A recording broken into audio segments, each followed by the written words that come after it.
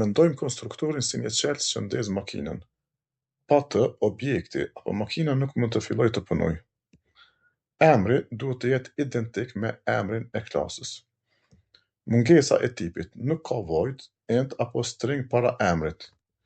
Qëllimi të jep vlerën fillestare apo inicializimin për atributet e objektit kur ai krijohet. Në vazhdim, shohim kodin në Java për konstruktorin.